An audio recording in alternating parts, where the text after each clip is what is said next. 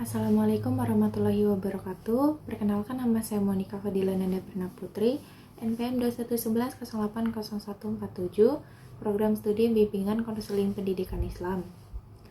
Di sini saya akan membacakan teori untuk memenuhi tugas ujian komprehensif, yaitu tentang teori-teori atau model pendekatan. Untuk bagian pertama ada pendekatan pada aspek kognitif, fokus pada proses berpikir, keyakinan, dan cara individu memaknai pengalaman hidupnya. Yang pertama ada teori trait and factor. Pendekatan ini mencocokkan karakteristik individu atau trait dengan tuntutan lingkungan atau faktor, terutama dalam bidang pendidikan dan pekerjaan. Tujuannya, membantu individu memilih karir atau pendidikan yang sesuai dengan kemampuan dan minat mereka. Dengan contoh, siswa yang memiliki nilai tinggi dalam matematika dan logika diarahkan untuk memilih jurusan teknik.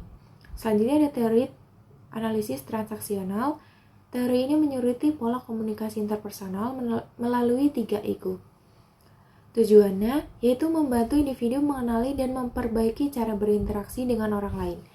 Contohnya, siswa yang mudah tersinggung diarahkan untuk berkomunikasi secara dewasa dan rasional, bukan secara emosional. Selanjutnya ada teori rasional emotif terapi, yaitu RIT bertujuan mengubah pikiran irasional yang menimbulkan emosi menjadi negatif. Tujuannya membantu individu berpikir lebih rasional dan realistis.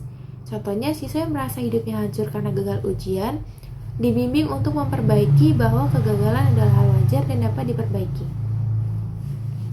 Untuk bagian selanjutnya ada pendekatan pada aspek afektif, menekankan pada emosi, perasaan, dan pengalaman batin klien. Ada teori psikoanalisis, yaitu konseling ini menggali konflik bawah sadar yang berasal dari masa kecil. Tujuannya, membantu klien menyadari dan menyelesaikan konflik dalam alam bawah sadar mereka.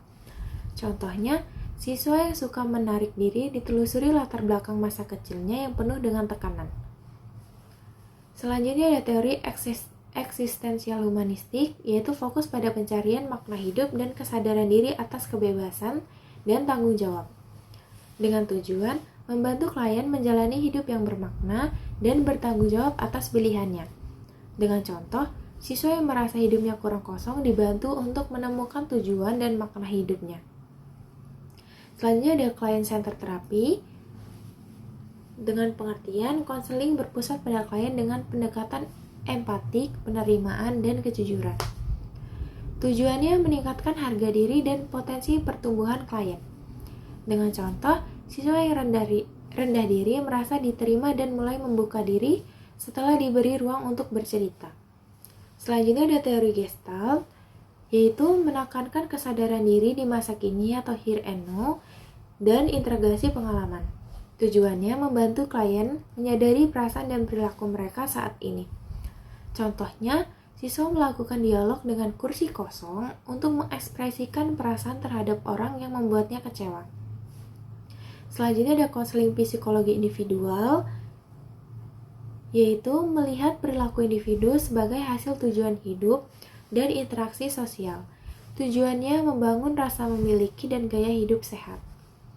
Contohnya, siswa yang suka menentang guru diarahkan untuk memahami bahwa tujuannya adalah mencari perhatian dan diajak merubah gaya hidup yang menjadi lebih positif. Bagian selanjutnya ada pendekatan pada aspek perilaku, menekankan pada perilaku yang lebih dapat diamati dan diubah melalui pembelajaran. Yang pertama ada teori behavioristik, yaitu perilaku individu dibentuk oleh pengalaman, penguatan, dan pengamatan.